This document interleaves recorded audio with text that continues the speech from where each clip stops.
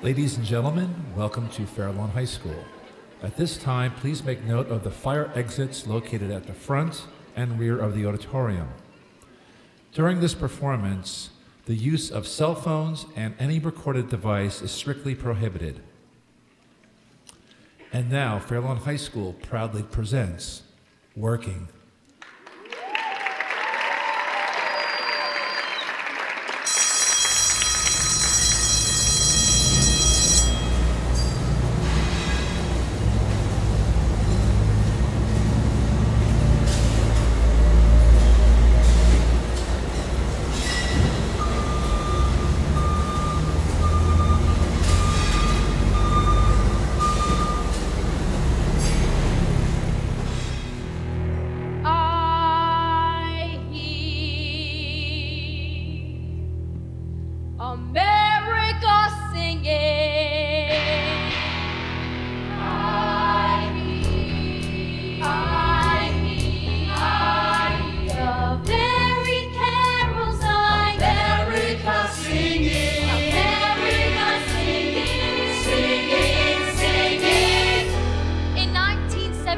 Chicago radio broadcaster Stud Circle published a best-selling compilation of interviews with a cross-section of Americans talking about their jobs.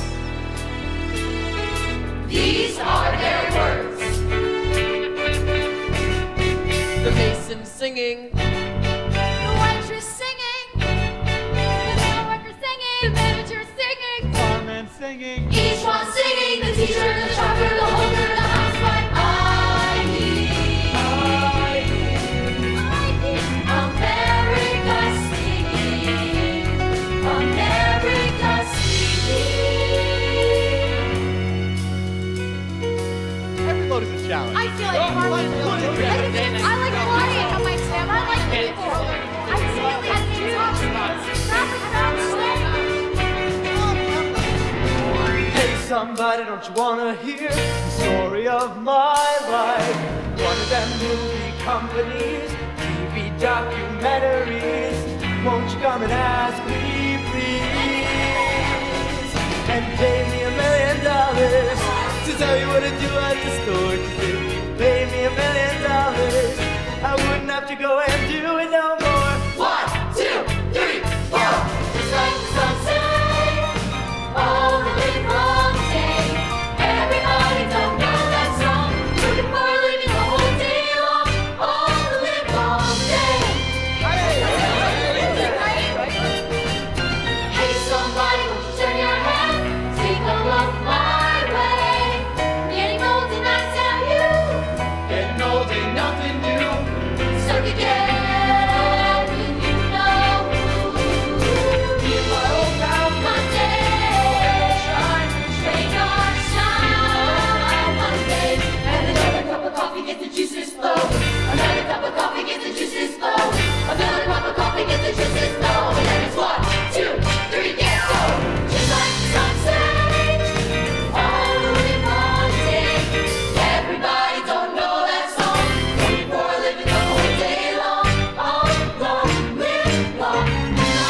Just like the sun, sing all day long. Just like the sun, sing all day long.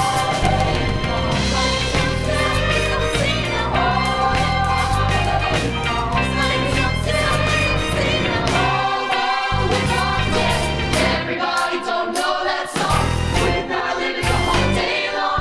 All long, live long.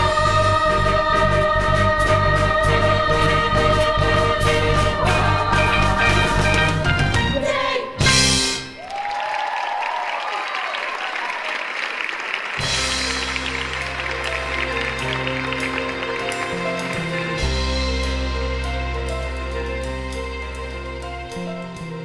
I'm a dying breed, a laborer, strictly muscle work.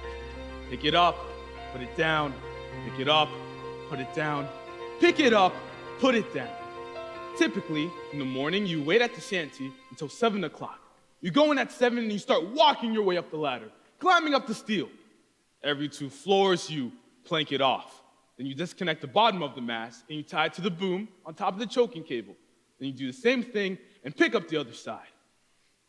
I started working structural steel when I was 18 years old. I worked on towers probably 1,000 feet high. Most people are afraid of heights like that, so naturally, every iron worker has an ego. You're doing something somebody else can't do. And you have to wear a tool belt. When you're a kid, 18 years old, and you have the wrenches in like a holster, you're like a cowboy. But I always knew I was going to be an iron worker. My brothers were iron workers, and my father was an iron worker, so it was a natural course of events. My father was very disappointed I didn't go to college. We had a college boy at work this summer. He sees a book in my back pocket, and he was amazed. He says to me, "You read?" That's what can get to you. The non-recognition by other people. To say a man is just a laborer, a woman is just a waitress, it bothers you sometimes. Some mornings, I look across the skyline for a building I worked on. Say, see that office building over there? See that building? I helped build it. And I know some guy sitting behind his $5,000 desk, and he's never gonna think about me. But yeah, I think about him sometimes.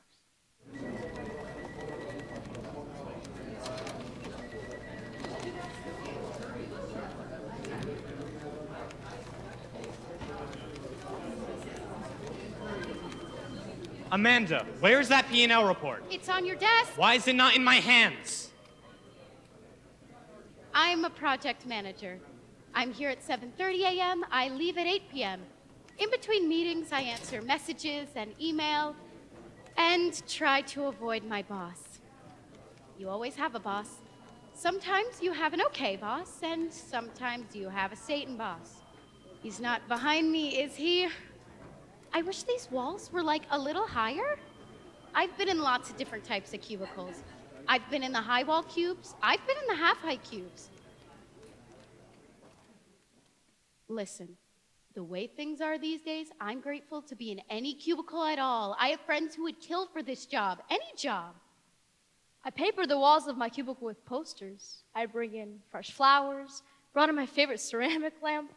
This collection on top of my computer, I call them computer gods. I guess I have more decorations than I thought. But, you know, in a cubicle, things like glow-in-the-dark skeletons go a long way. Sharing an office cubicle is sort of like sharing a bathroom stall. It doesn't matter how tall the sides are or how big it is. You're still in there with someone else. In a not sexy way. I can see the programmer in the cubicle next to me, the reflection in the window. Sometimes I can see her reflection and see what she's doing.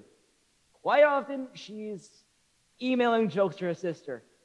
I also have a webcam. I set it up so it points right behind me, and I have a little window, which is the webcam picture. And if somebody comes right behind me, I can see them. I grew up expecting that I'd get out of college and make $1 million. I grew up expecting that someone would just deliver a Mercedes to my front door. It's been a rude awakening. This is the first time in 4 generations that I have it worse than my parents. Jobs are not big enough for people. If you ask someone who they are, they define themselves by their job. I'm a doctor, I'm a carpenter, I'm a sportscaster. If you ask me, I say I'm Amanda McKenney, and at certain points in time, I do things for a living. My mentality is totally different than those 20 years older, the lifers. I have no real sense of loyalty because I know they have a business to run, and they'll lay me off if it's prudent. I accept that. I don't think anyone my age thinks they've got a job for life. What they feel is, all right, I'm going to make as much money as I can from this company, then I'm going to move and make more money. This is the first job of many. This is my first job. I smell like a burger. The register is easy. Hey, you want a burger? I hit the picture of the burger. Every day the same old thing. Hello, chicken nugget, quarter pounder. wait for that phone to ring, that phone to ring. The phone at the end of the counter. When I see the manager writing down an order. When I see the manager making change. When I see the manager writing an address, I whisper, yes, give me some change and send me on my way. Okay, I'm up on a delivery and I'm finally on my own. Off on a delivery. Delivery piece and I'm headed to parts unknown. Off on a delivery. Fresh air and exercise, and some towns will throw in some extra fries. I'm calling it in today, my world is great until they send me away. On a delivery. Wind is in my hair. Off on a delivery. No one to watch me, I can wander anywhere. Food is getting cold, and so I do as I am told. Responsibility, I have responsibilities. See, my father sits at home, he doesn't work anymore. While my mother works a double shift at the department store. And it's nice having to ask for money. It's nice having to ask for dinner. And it's nice sometimes when you have to get I go to work every day and put money away. Hey, you know what they say, steady. I think I made it my way. I can manage to save. Ready to go. Wherever I gotta go, wherever destiny leads me. The direction leads me and my family needs me. Delivery, yes, the customer's always right. Thanks for getting me out of the house tonight. Keep the order straight and I'll say sorry if I'm late. You're late. Stitching napkins for your plate or making you wait, that'll be $12.98 delivery. I can wander out of range. My delivery. Towards the future new and strange. My delivery. Just to the store, but wait, I haven't told you my favorite part. It's when they pay and they say. What the hell? Keep the change. Keep the change. Keep the change. Keep the change.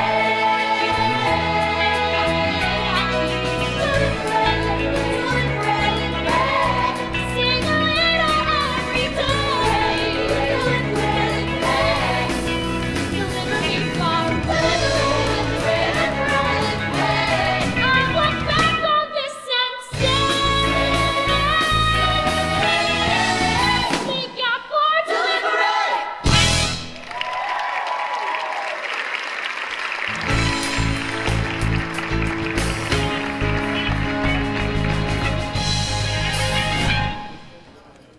I'm a guy who likes to work.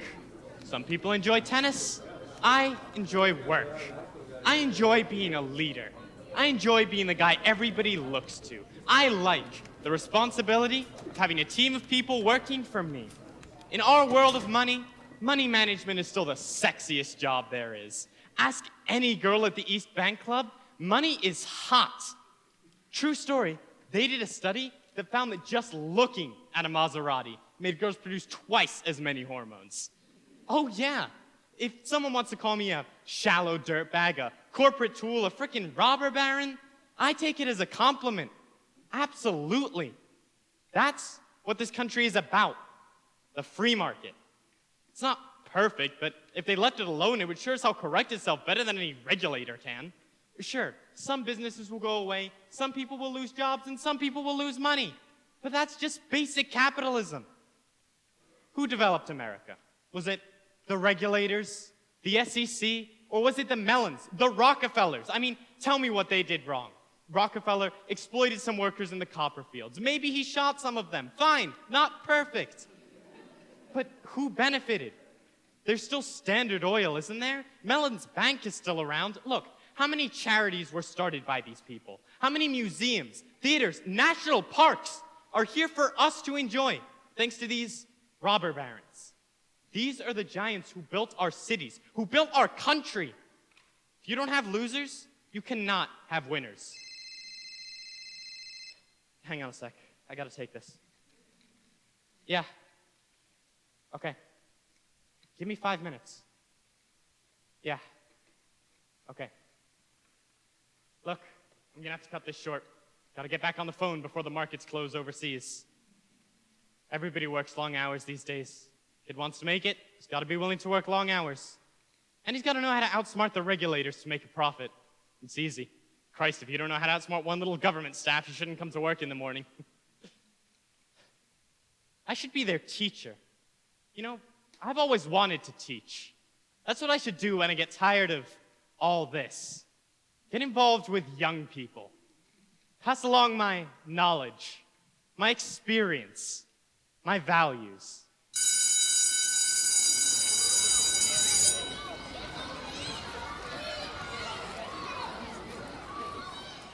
Good morning, Hernando. How are you? Good morning, Selena. I've missed you. In your heart, you may have a dislike for a certain child, but you force yourself to say, "Good morning, Manuel. How you doing?" Someone forgot to take his Ritalin this morning. My name is Rose Hoffman. I teach 3rd grade. At 9:15, we start with arithmetic. I have tables fun on the board. Multiplication. You don't say tables, you say tables fun. Everything has to be fun, fun, fun. I tell my kids, Miss Hoffman's here, everybody works. Working is a blessing. In the old days, I had 18 to 20 children who came in my class and left at the very end. Today, I have 37 in my class. The children come in, play with their cell phones, and leave for computer lab, art therapy. Oh yes, I have seen great changes since I began teaching in 1967.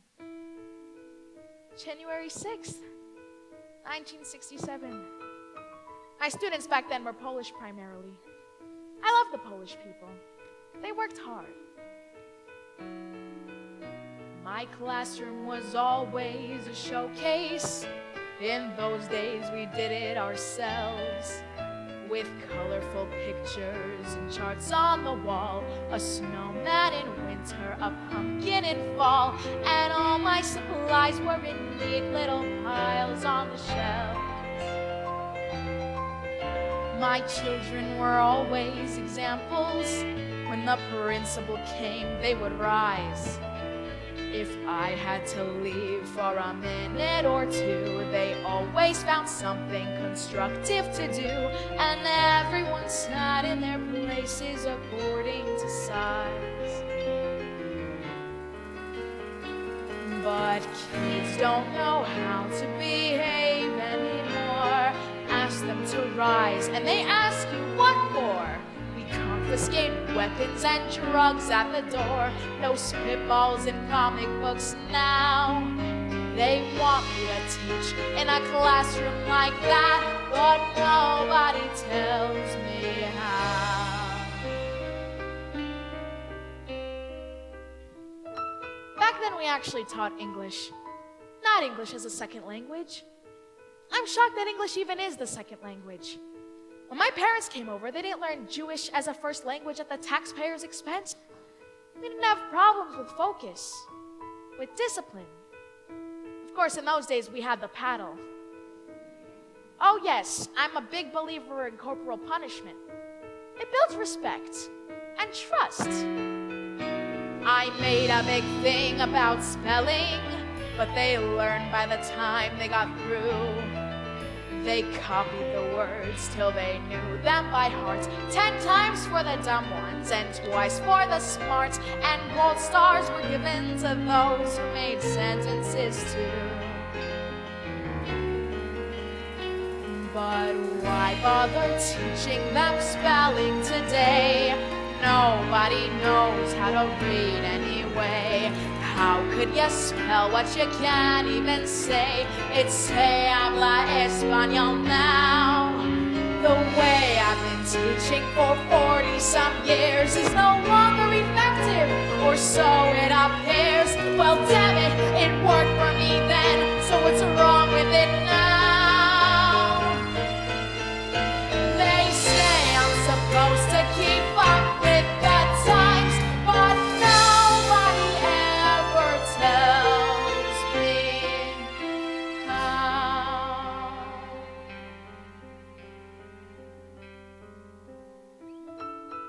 There was one girl who stood out in my mind in all my years of teaching.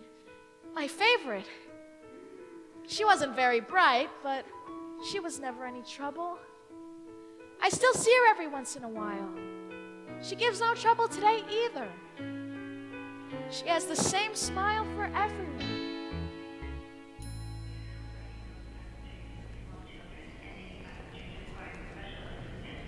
The first 2 months I started flying, I had already been to New York, London, and Paris, which is pretty huge when you're from Kankakee, Illinois. But after you start working for the airlines, it's not actually as glamorous as you thought it was going to be. Sometimes people just get nasty.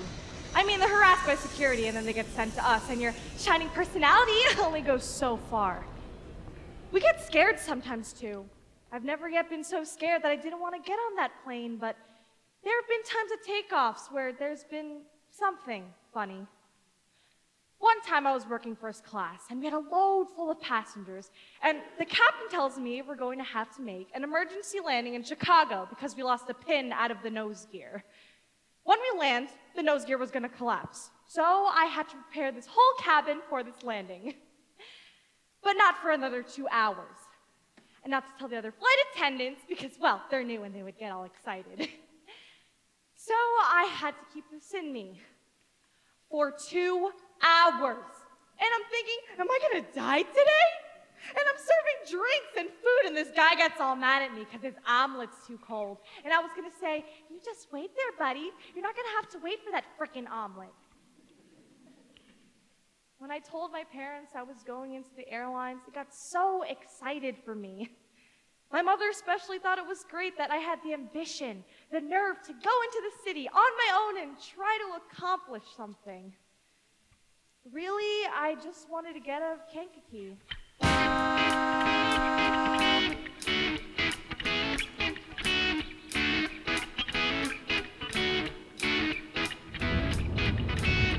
If you want to have a thrill, there's no comparison, not even to a jet plane. You're climbing onto that steel truck and going out there on the Dan Ryan Expressway. And when you climb onto that steel truck, you forget all about the wife and kids you just kissed goodbye. And the adrenaline starts pumping. Breaking number 9, Big Bonnie, put your readers on for me now. Big trucker, gotta have a big life. So come on, brother trucker, you gotta come back, mother. Keep seeing double as I close one eye. I've got to roll, roll, roll, brother trucker. Turn of shame on the state I'm in. Roll, roll, roll, brother trucker. Back on my wheels again. Roll, roll, roll, brother trucker. Outward bound from South Bend. Roll, roll, roll, brother trucker. Back on my wheels again. I'm running out of lights. Goddamn them, those headlights. Or I'll sleep in the last 2 nights. But I'm gonna be alright. I've got to roll, roll, roll, brother trucker. I say where and you say when. Roll, roll, roll, brother trucker. Back on my wheels again. I got to Roll, roll, roll, brother trucker. Back it right up and do it again. Roll, roll, roll, brother trucker. Back on my wheels again. You're gone for a week, 2 weeks, picking up a load from one port and delivering it to another. You sit in that truck, your only companionship is your own thoughts. And you don't want to get stuck thinking about your problems at home, so turn up the radio. If you can play it loud enough to hear over the engine. Yeah, we truckers fantasize something tremendous. Think about the girl behind that voice. You build up something in your mind until you begin to believe it. Jersey, big state police. I'm in a hurry. Won't you let me go in peace? I'm independent. Ain't got no teams to do. There's the FOL and the CRO. We still don't own. And the only man telling me where to go is the man who owns the land. I say where and you say where. Back on my wheels again. Back it on up and do it again. Back on my wheels again. Back on my wheels again. Back it on up and do it again. Back on my wheels again.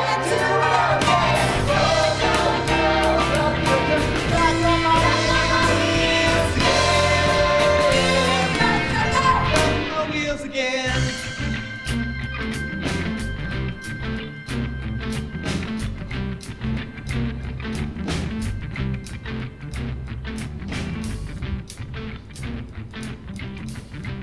Coming home to your wife can be sort of a letdown. She has to raise the kids, she has to fight off the bill collectors, and she can't even count on her husband to be home for a graduation or communion. And when you do finally get home, you'd rather be sleeping than getting ready for a night out on Saturday. So I make 2 round trips to Evansville and come within 4 blocks of my house and never go home.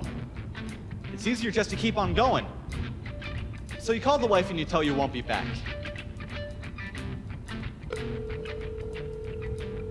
Hey, honey.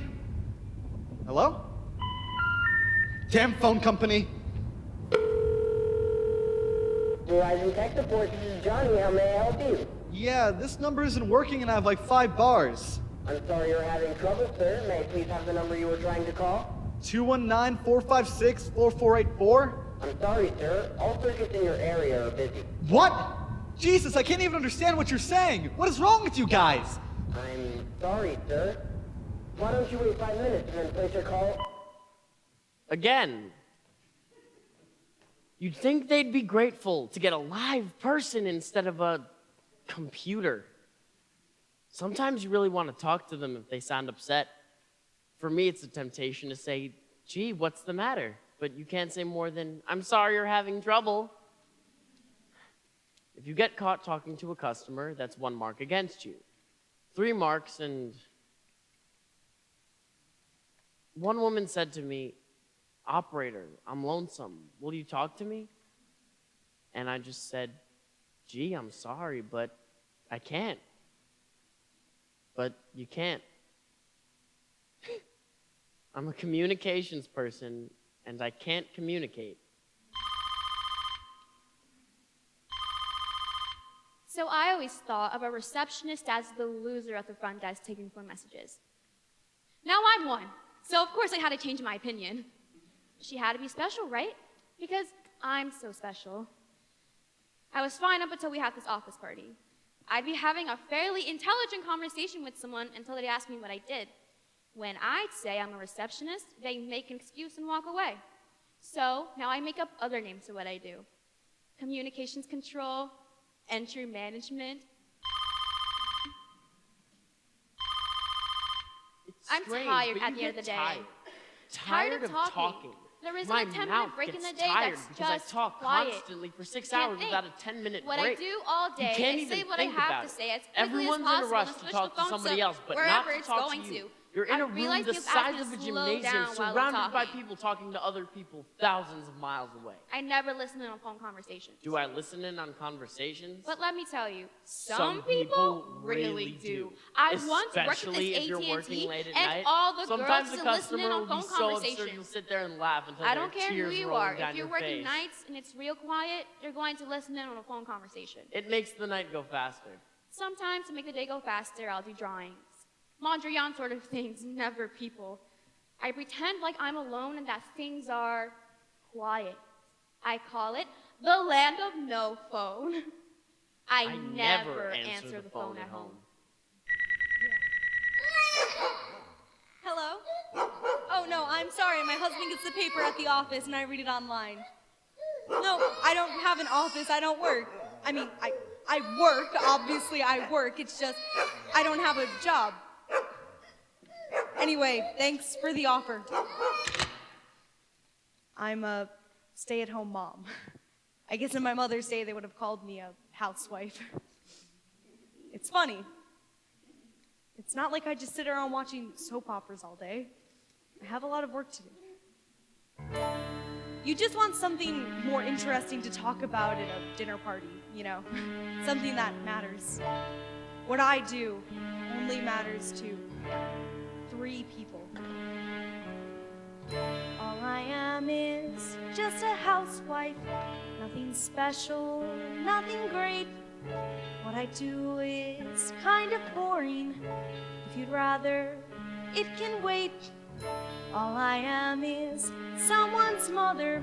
All I am is someone's wife. All of which seems unimportant. All it is just my life. Do the laundry, wash the dishes, take the dog out, clean the house, shop for groceries, look for specials. God, it seems so Mickey Mouse. Drop the kids off, pick the shirts up, try to lose weight, try again. Keep the troops fed, pick their things up, lose your patience, count to 10. 2, 3, 4, 5, 6, 7, 8, 9, 10. 4, 5, 6, 7, 8, 9. All I am is just a housewife, Just a housewife, nothing great. what I do is Out of fashion, what I feel is out of date. all I am is someone's mother. Right away I'm not too bright. What I do is Unfulfilling.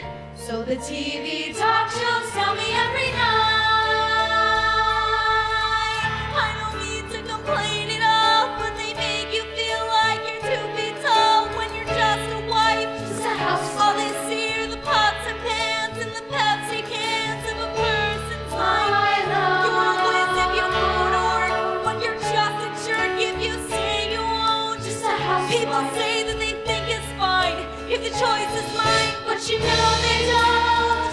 what I do, what I choose Choose to do maybe dumb to you, but it's not to me. Is it dumb that they need me there? Is it dumb to care? I do, you see. And I mean, did you ever think, really stop to think what a job it was? Doing all the things that a housewife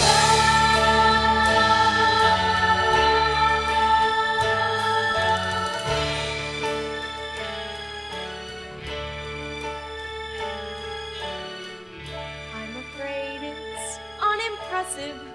All I am is someone's mother. Nothing special. What I do is Unexciting, unexciting. kind of dumb. Take the kids here, take the kids there. I don't mean to complain at all.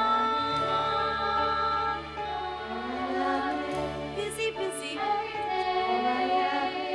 Like my mother.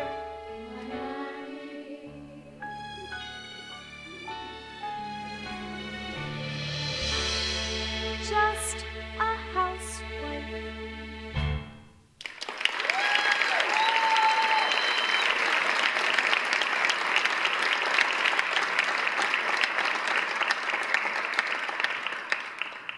UPS! You can't just jump up behind someone and scream. Sorry, ma'am. It's all right. Thank you. Thank you, ma'am. Sorry, ma'am. You have to make excitement for yourself, you know? Where is he? Where is he? I've been bit once already by a Doberman.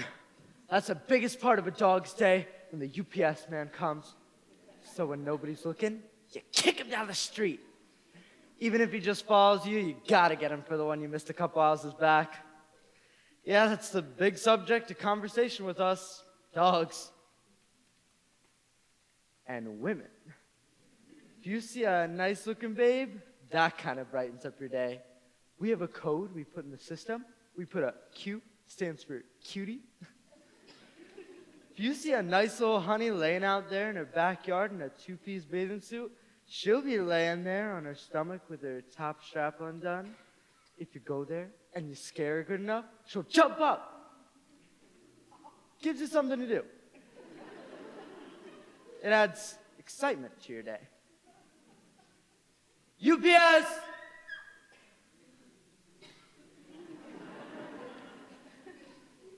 I knew I didn't want to become a housewife like my mother and sisters. Somehow I knew I wanted more out of life. I was sitting in a coffee shop when a friend came by and said, "Yo, hurry up, I got a cab waiting. You could make $500. We went up to this penthouse. The guy up there was quite well known. It was a tremendous rush. I mean, there I was, doing nothing, feeling nothing. And in 20 minutes, I was going to walk out of there with $500 in my back pocket. I like to think of myself as the upper-class working girl. The press likes to call me a socialite, which is just another name for a well-dressed fundraiser. To me, fundraising is like candy. You get to talk with fascinating people and promote causes you love. What could be more delicious than that? I began in the 80s. I threw a party in Washington, D.C. for Nicaraguan refugee children. It wasn't for the Contras, although that would have been fun too. But fundraising is work. It's hard to separate people from their money. There is a finesse to approaching a potential donor. I never bring up money when I first meet someone. It's not like it's a secret, I mean. They know why I'm there. But sometimes I like to see how long I can go before asking for a gift. Call me a tease. It's a marketplace transaction. Somehow I managed to absorb that when I was quite young. I was a precocious child. Actually, I was sort of lonely. I didn't experience myself as being attractive. I mean, I don't look like a Calvin Klein ad. But I was bright, and I didn't play by the rules. Guys were mostly scared of me, and for a while I was willing to accept that. The other day, I was riding around New York in a limousine during a hotel strike, and there was nowhere to go, and I thought, now I know what it feels like to be a bag lady. You can't just go around to every homeless person you see and bring them home with you. But if you can say something enlightening, you bring a light into their eyes. Maybe that's what the word socialite means. You become your job. I've become a hustler. Even when I'm not hustling, I am a hustler. What you do is what you are. I don't think that's so terribly different from someone who works 40 hours a week and comes home feeling cut off, numb. People aren't built to switch on and off like water faucets.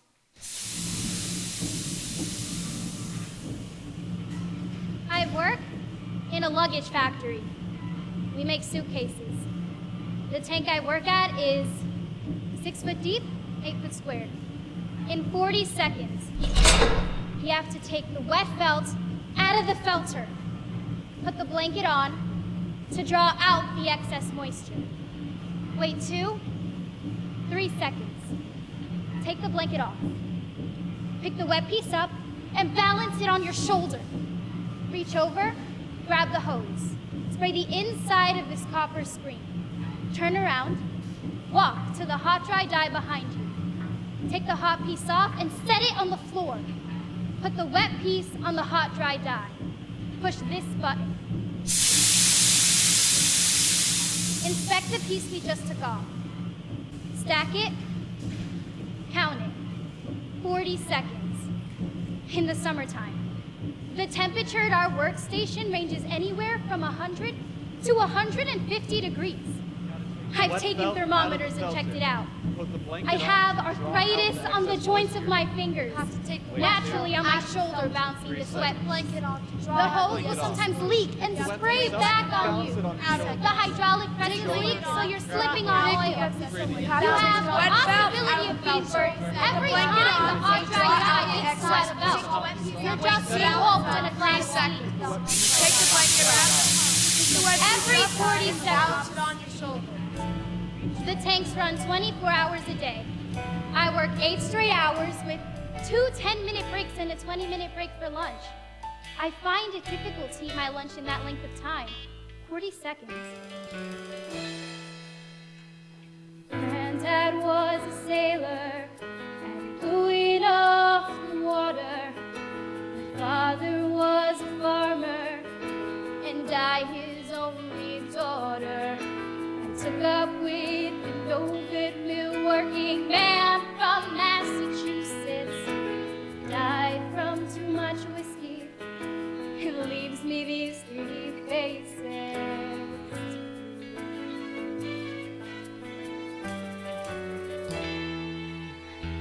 Mill work ain't easy. Mill work ain't hard. Mill work most often is a goddamn awful boring job. Waiting for the daydream to take me through the morning, to put me in my coffee break so I can have my sandwich and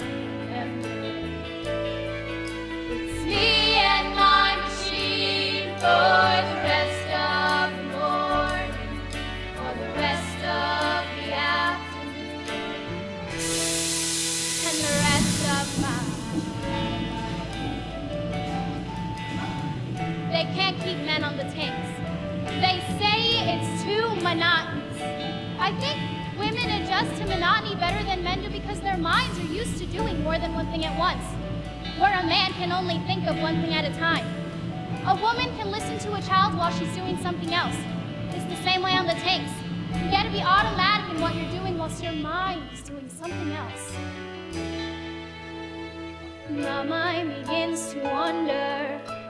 Days back on the farm and I see my father smiling at me, swinging on his arms, and I can hear my granddad's stories, storms out on Lake Erie, vessels and cargoes, fortunes and sailors' lives.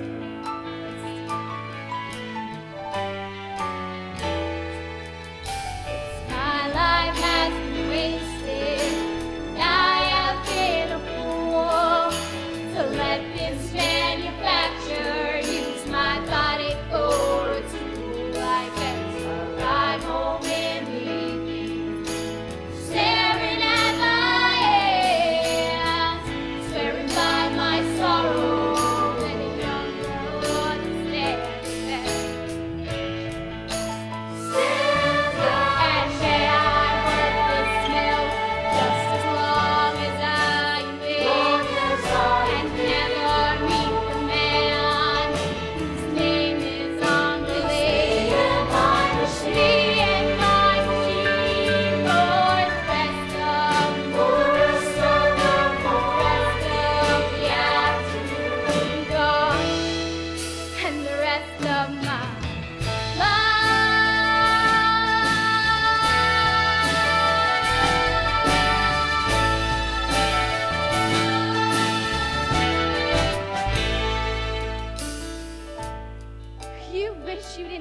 Work the tanks, but when it's all you know how to do, that's what you do.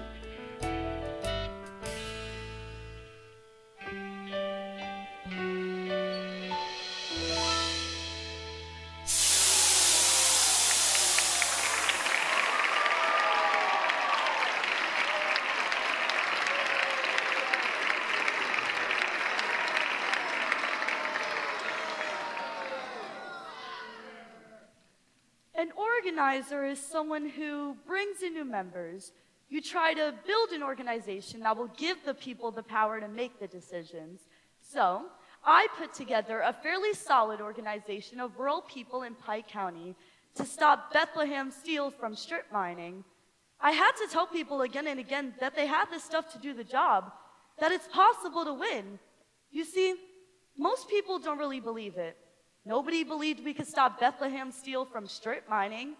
But see, all that the people in Pike County really wanted was a park, just a place for their kids. And Bethlehem said, go to hell. We're not going to give you a damn thing. So I got 20, 30 people together I saw as leaders, and I said, let's get that park. They said, we can't.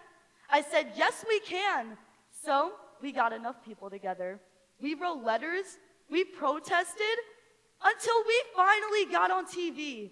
And Bethlehem caved.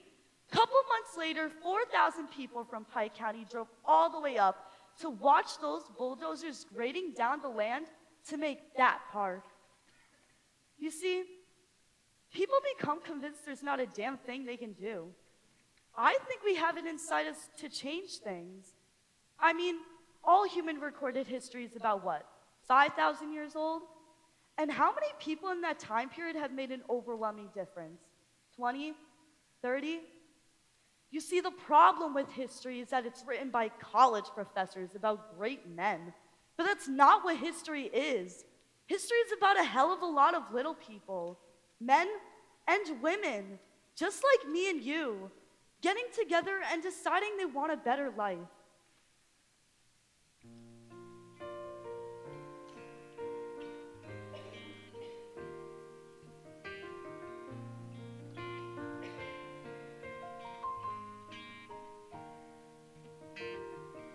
It's a pretty good day laying stone. Get interested in what you're doing and usually fight the clock the other way. You're not looking for quitting, you're wondering you haven't got enough done and it's almost quitting time.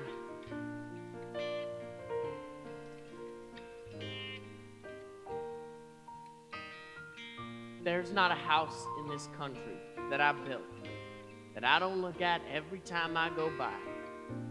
And if one stone's crooked, I still notice it.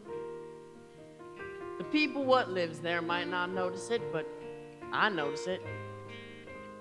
Stone's my business. Stone's my life.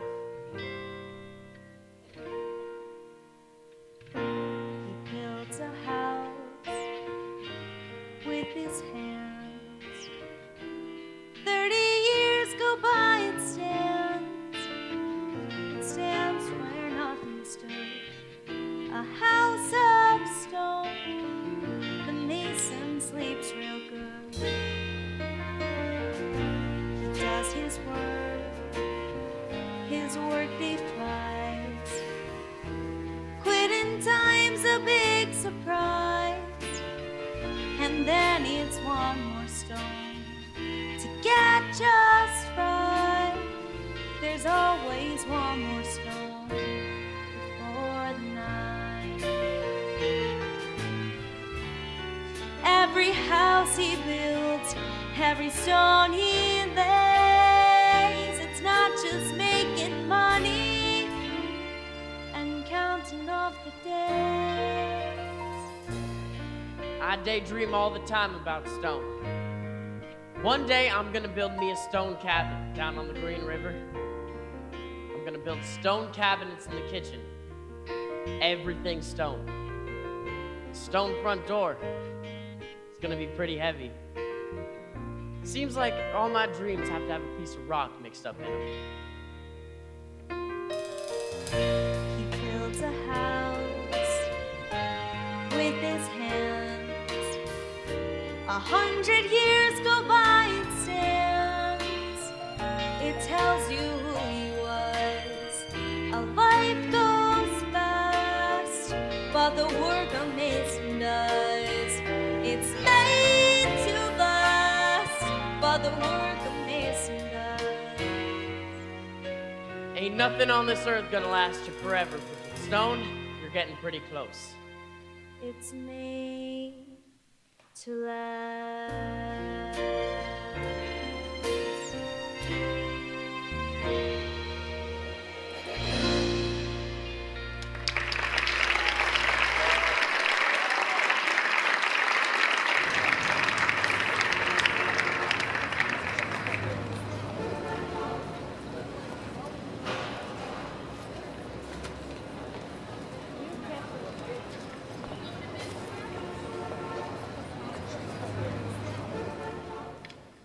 I can't relax.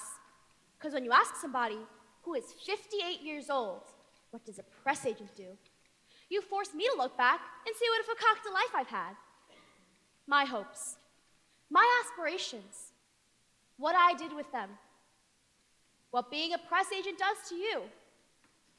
What have I wound up with?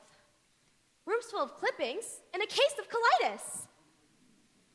Yet, what I think has been my main problem, the inability to say no! The insistence on being a part of everything. The fear you're going to miss something. One psychiatrist said to me that a guy with one ass can't ride two horses. Being a publicist is a confession of weakness. It's for people who don't have the guts to get the attention for themselves. You spend your whole life telling the world how great somebody else is. In this work, you don't build anything. God, if I had a mom and pop candy store and built it up into a bigger store, I might have sold it for $1 million. Who do I sell my clippings to? Good evening, my lords. What's exciting at the bar that I could offer? It would be very boring if I had to say, would you like a cocktail, over and over, so I come out a little different from my own enjoyment. I say, what's exciting at the bar that I could offer, my lords, or something. Maybe with cocktails, I give them a little philosophy. They have coffee, I give them political science. I have an opinion on every single subject there is. My bosses don't like it, so I have to speak sotto voce. But if I get heated, I don't give a damn. I speak like an Italian speaks. I have to be a waitress. How else does the world come to me? Everyone wants to eat. Everyone has hunger, and I serve them. I give service. I can't be servile. There is a difference. I get intoxicated with giving service. It becomes theatrical, and I feel like I'm Mata Hari. And it intoxicates me. I'm on stage. There's some who don't care when they put down a plate, there's a sound. Not with me. When they move a chair, it'll scrape with a grate on the ground. Not with me. I will have my hand right as I place a glass. Notice how I stand right as customers pass. Serve a demi-tasse with a gesture so gentle. I'll do it again till it's near oriental. La, la, la, la, la, la. It's an art to be a fine waitress, to see that you pleasure each guest. There's a twist to my wrist when I bring your steak in, and watch how I take in your liver and bacon. It all needs to be stylish and smart. That's what makes it an art. I remember one day, as I do now and then, I had shakes, and down I went. There with my tray full of coffees and cordials and cakes, and down I went. But I kept my poise, not one guest heard me fall. Never made a noise, not one noise, food and all. If you had to crawl, you give him what they like. You carry your tray like it's almost ballet-like. La la la la la la la la la la. It's an art to be a fine waitress. Each evening I treasure the test. Like tonight, there's a fight, 'cause they hired this busboy. His clothes all a must, boy, and he gets hurt and cussed. Boy, did we have a quick heart-to-heart. Even that is an art. Tips, ha! Tips are important to people like captains and barmen. For them, it's a tipsy. For me, I'm a gypsy. Just toss me a coin, and I suddenly feel like I'm Carmen.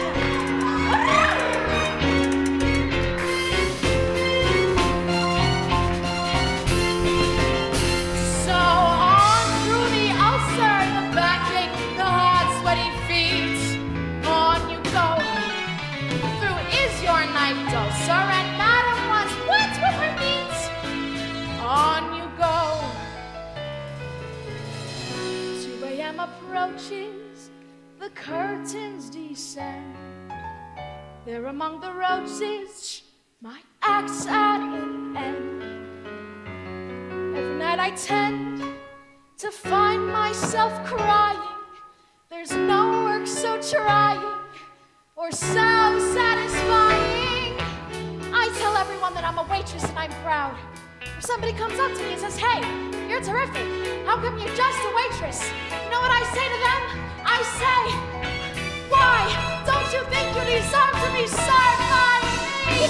It's an art, it's an art to be a waitress, to go without leisure or rest. Though I zoom through the room with a flare, no one else has it here, no one else has, I swear no one else has my bills as I sail on cards. To go. See, it gives me a glow. I got this. Every time I move, I grow. Hurry up, this. Maybe I'm not quite Michelangelo. I know that for my God. But I'm not just a waitress. You're great. I'm a wine.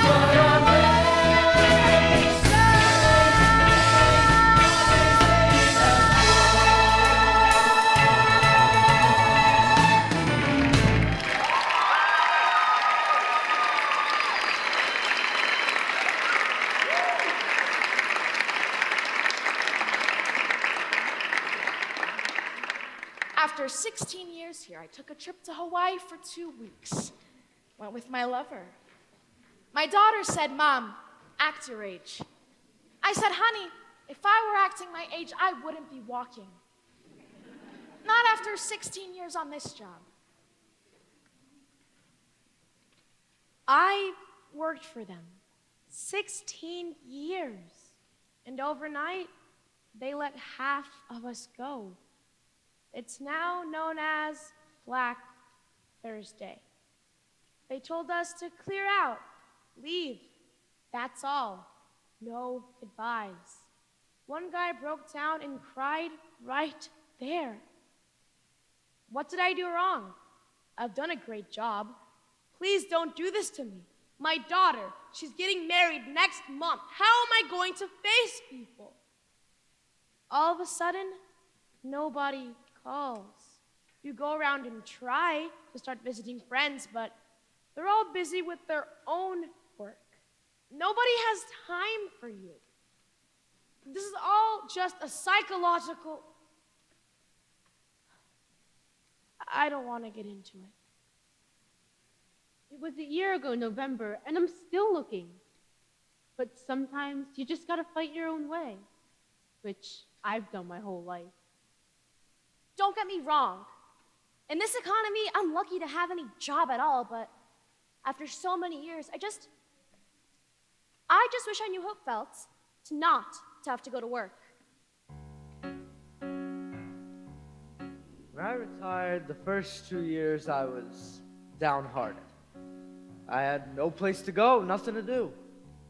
Then I gave myself a good going over. Joe, I said, you can't sit at home like that and waste your time. You gotta get out, do things. Well, the day goes pretty fast for me now. I don't daydream at all. That daydreaming, it don't do you no good. Keep busy, keep moving. That's the trick. You wake at 10, fold up the bed. You don't want to leave your couch open all day. You know, it's depressing. You cook an egg, you toast some bread, you cook for yourself, you save a bundle. If you don't keep track of your money, who will? You think about the day ahead, you don't go feeling sorry for yourself. It's like I said, you could sit at home and be mad at the world, or you could get out and do things. You take a walk, you meet a chum. This one guy lives down by National Biscuit. Boy, you should see the nice aroma. You shoot the bull, you argue some, or maybe you called up a couple other fellas to come over, play some poker. You lose at gin until they come. This guy remembers what cards you picked up. The dirty bum. But even getting beat at gin beats doing nothing, huh? You take the bus, you take the train, you go visit your wife's grave. On the way, you read the Reader's Digest. It does you good to use your brain, or maybe you go out and see your cousin, you bring a six-pack along. You take a stroll Down memory lane, when we were young, we was always together. And raising Cain, oh, the times we had. I remember once, back in '62, we were at this fair with these girls we knew on this crazy ride where you screamed or you prayed, the Big Dipper, they called it. We could hardly walk as we left the car, so we staggered down for a candy bar, and we sat and laughed in the penny arcade.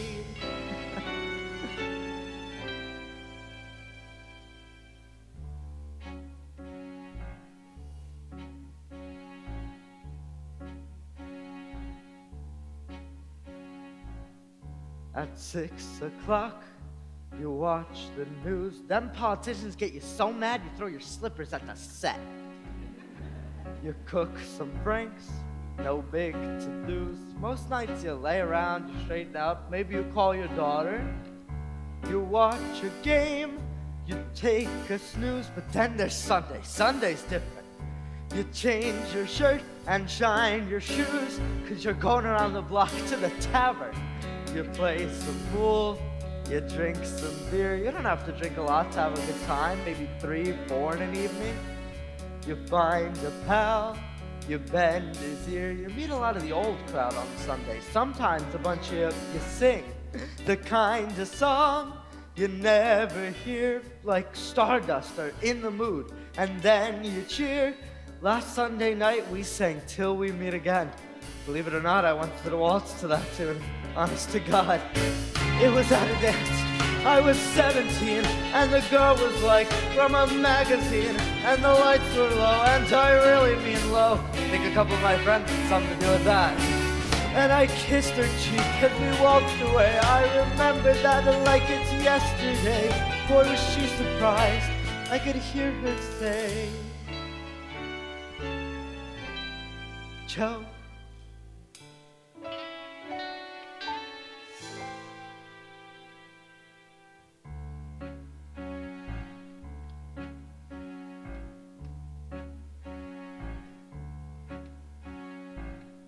They drive you home from round the block.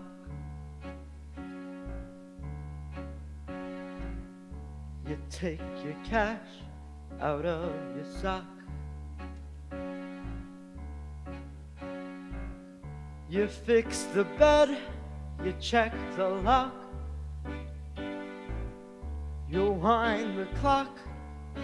You know, when I retired, a lot of people told me, Joe, you still got your health. You shouldn't have done it. But it was too late. I don't know why I retired. It's just a habit, I guess. But I got no regrets. I keep busy, keep traveling. I go to fires every once in a while. Yeah, that fire we had on Milwaukee Avenue about 2 months ago, I was there. It's funny, the smoke was coming out of there, heavy as hell, but you don't see no flames, you know? Boy, that was some fire.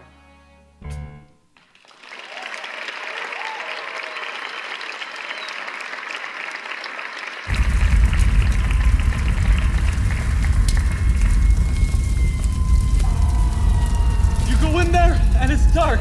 Smoke's pouring out the goddamn building. It all happens really fast. I feel this tremendous heat to my left. The whole room's orange and yellow. The lead man and the other fireman got a ladder up and saved 2 people, but there's a guy downstairs. He was trying to get out the door. There was bolts in the door. He was burnt dead. You know what the lead man said? We lost the guy. We lost the guy. You saved 2 people. How'd you know a guy sleeping on the pool table?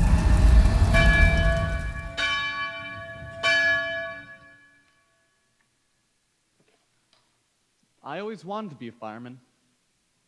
Everybody wants to be a fireman. It's like kids. Everybody's still a kid. Guys 40 years old still feel like kids inside, except they're starting to lose their hair and don't screw so much. I used to be a cop. You know why I switched to fireman? I liked people. And sometimes when I was a cop, I would feel the hate coming into me. I remember one time I went to the roof of this project, and there's this big black guy, about 6'7", standing at the top of the stairs. He had his back to me. So I said, "Hey, fella, turn around!" He said, Yeah, wait a minute. His elbow was moving around his belt, so I said, "Hey fella, turn around a minute!" It dawned on me he had a gun on his belt, and he was trying to get it out. So I took out my gun and I said, "I'm gonna shoot!" He threw his hands up against the wall. He was trying to zip up his fly. So here's this guy trying to take a piss, and a lot of guys would have shot him. And I said, "I could have killed you!" So he started shaking like a bastard, and the gun in my hand started shaking like a bastard, and I said, "Just get the hell out of here!"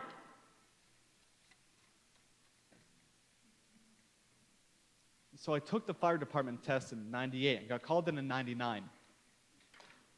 You know, this world's so screwed up. This country's screwed up. But firemen, you actually see them produce. You see them come out of a fire with babies in their hands. You see them give mouth to mouth to a guy who's dying. You can't get around that. That's real. I worked in a bank once. You know, you're working with numbers. You're working with paper. That's not real. But I can look back and say, I helped save somebody. I helped put out a fire. Someone could go old. Someone could be born because of me. It shows something I did on this earth.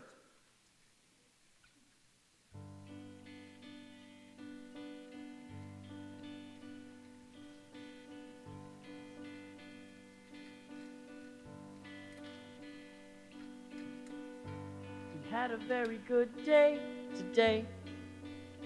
We went down to the senior center, just a mile away. Some days he only wants to stay at home, but on Tuesdays they play music and they dance. You should have seen him dance. They were playing Spanish music. He's a ham. He likes to make the nurses smile.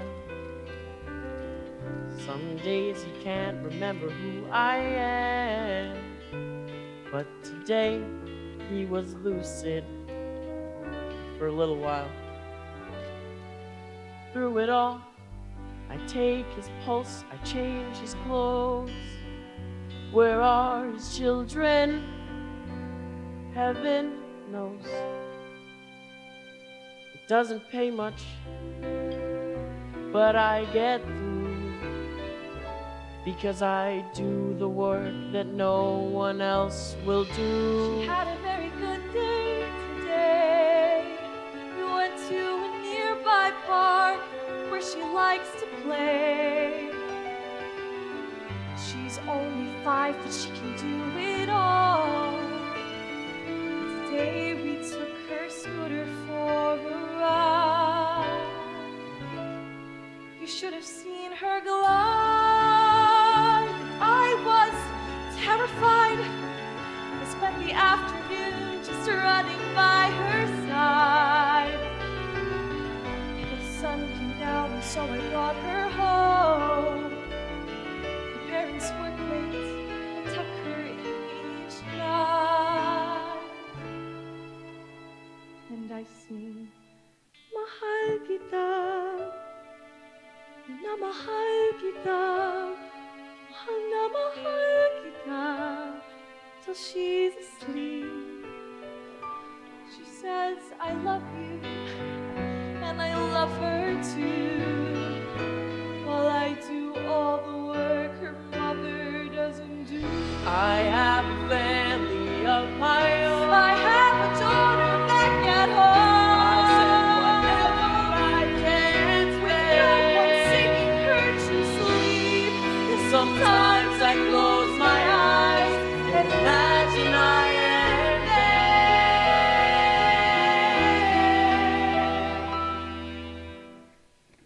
Duérmete, mahal kita.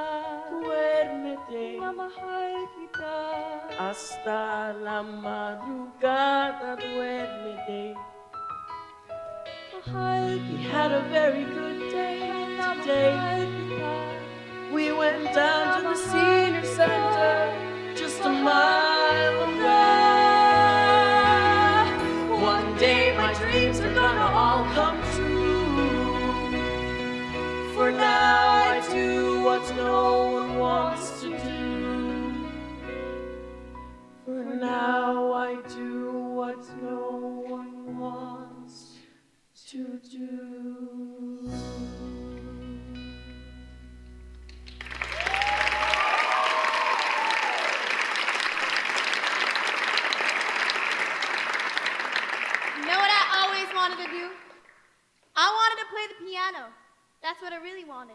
And I'd write songs and things about my life growing up in the South, my mama, my grandmama.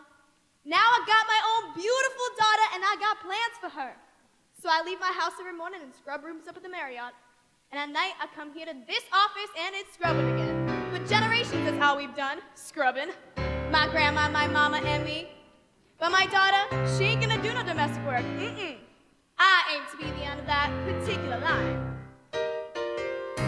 Mama worked just like mama before her. Domestic work was her trade. There was laundress, cook, and live-in helpers, a girl, babysitter, and a hotel maid. They worked 6 days a week, all day long, never could get out of debt. Those were the days when the minimum wage was anything you could get. There was cleaning women without faces. There was coming and going on a first name basis. Somebody who knows. Somebody who knows. And after too many years, Lord, I don't want to be stuck in no laundry room. I don't want to pick up now another room. One of these days, just want to sleep till noon. All day long I'm thinking my kids out in the streets, but the folks up in the room don't think you're thinking half the time. Always talking around with you, and you ain't even been all day. Getting through something to my side.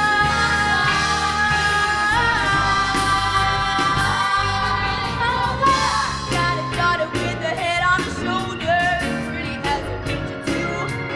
She ain't gonna hide that pretty face behind closed doors. Like a mama do. If my legs don't get out and give back hold up, I'm gonna make her a better day. Oh, one of these days you'll never see her getting down on her knees unless she's down there to pray. No more cleaning women without faces. No, no, she's gonna walk in on it. That same faces. First in this family, the first in this family. To have a face you can see, Lord. She ain't gonna be stuck in no laundry room. When I sleep, and she'll be pushing her on through. Someday she can sleep till noon. As long as she can get up singing her own tune. For me that day. Lord, for me that day. Can't come too soon. That day can't come. That day come too soon. Too soon. That day can't come too soon.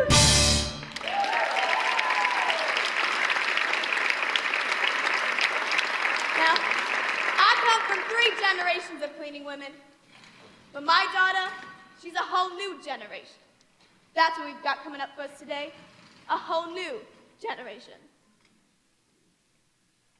My name is Ralph Werner. I'm 19 years old. I ran this mutual fund for the students in my school. My father runs his own investment firm. I guess that's where I learned. He runs a hedge fund. You know, those are the guys who are always getting caught defrauding their investors. We studied ethics at school, so I'm sure I won't have a problem. I'll be going to business school. Kellogg, naturally. What I'd really like to be is a professional golfer.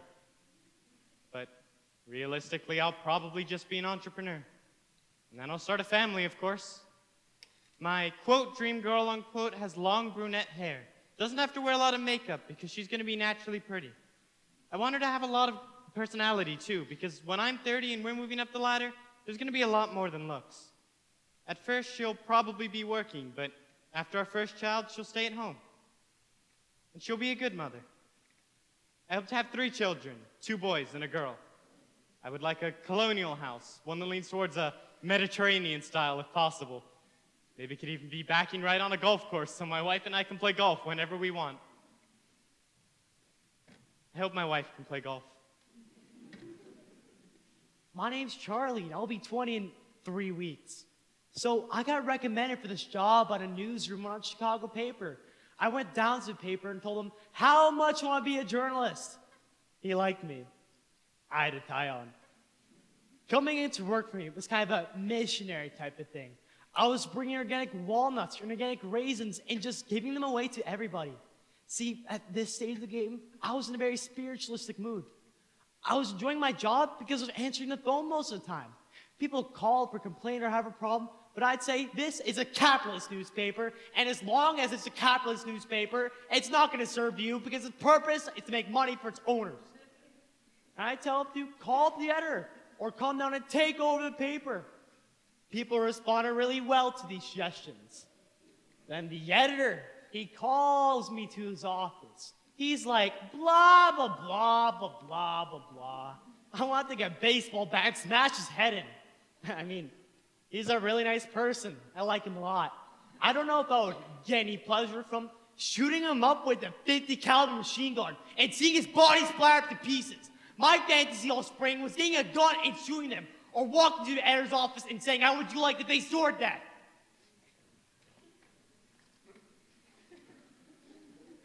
I've been thinking for months now, what will I do when I get fired? I knew something to show them, hey, I'm better than all of you. I'm getting fired because I'm different. So I think fast. I turned to the editor and I said, I hope you can leave these conditions you're creating. And then I turned around and I started to cry.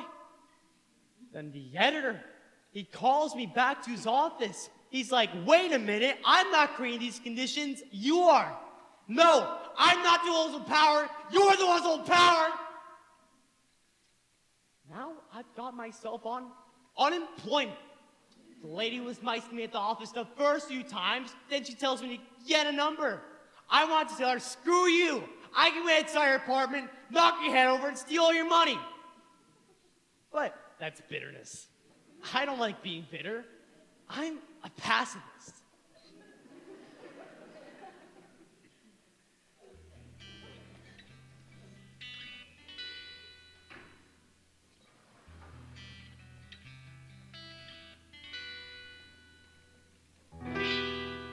I heard a lot of songs say, where you going, my son?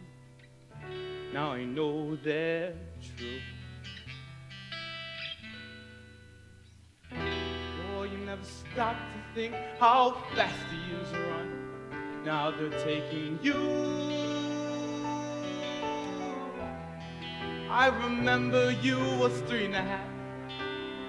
You mind me, we'd sit there after things got quiet. We'd laugh at some new words you said, how tough you were to get to bed, and we planned the night, planning for our kid. I was your hero then. I couldn't do no wrong as far as you were concerned. Thought I was best of men. Tables hadn't turned, you hadn't learned how little time it takes. Daddies make mistakes.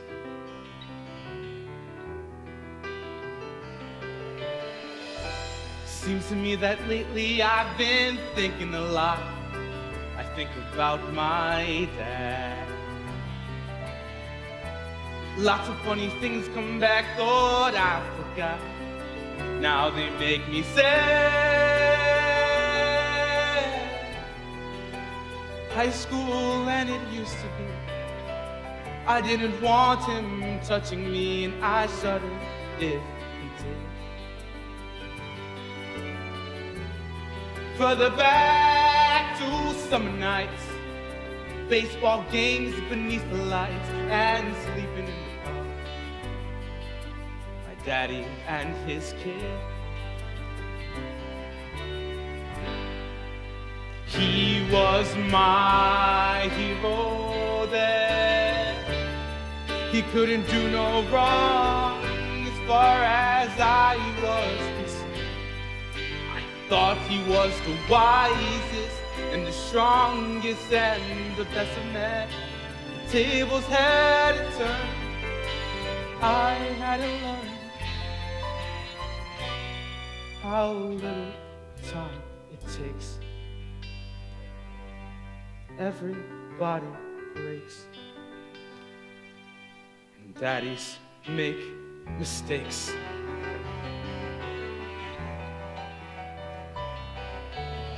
This may sound square, but my kid is my imprint. You know what I mean? This is why I work. Every time I see a smart young guy walking by dressed real sharp, I'm looking at my kid. You know what I want? I want my kid to tell me that he's not gonna be like me. I want him to look at me and say, Dad, you're a nice guy, but you're a dummy. Hell yeah. If you can't improve yourself, you improve your posterity. Otherwise, life ain't worth nothing. You might as well go back to the cave and stay there. I'm sure the first caveman who went over the hill to see what was on the other side, he didn't go there wholly out of curiosity. He went there because he wanted to get his son out of the cave. I heard a lot of songs say, where you going, my son? There you go. Now I know there. Boy, you never stop to think how fast the years run. Fast But the things years they run. Now it seems I always knew why I do the things I do and the things I never do. Do the things I do. Why I work my whole damn life so I can give a better life than the one my dad could give me. I give it to my kid.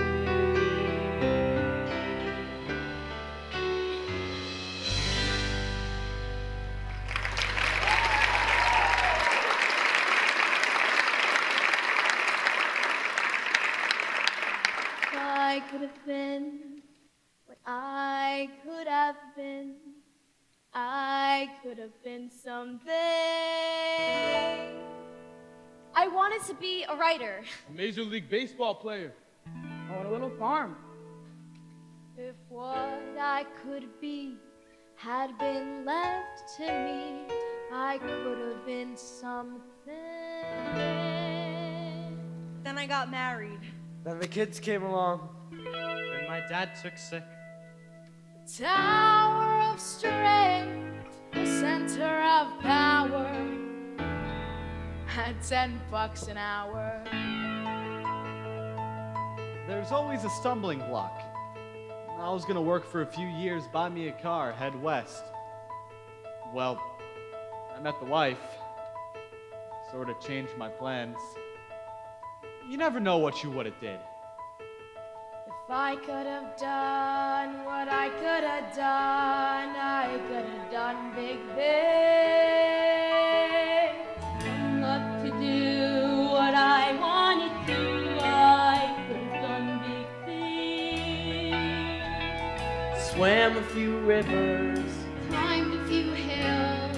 Paid all my bills.